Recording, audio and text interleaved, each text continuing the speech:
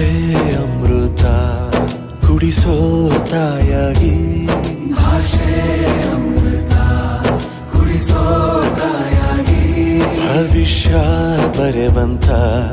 ತಂದೆನೂ ಆಗಿ, ಬರೆವಂತ ತಂದೆನೂ ಆಗಿ, ಚಂದದ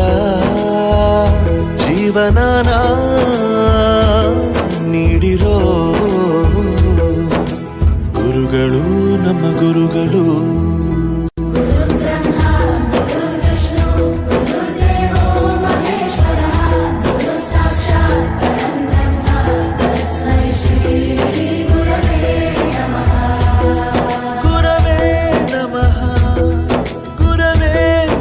ಭಾಷೆ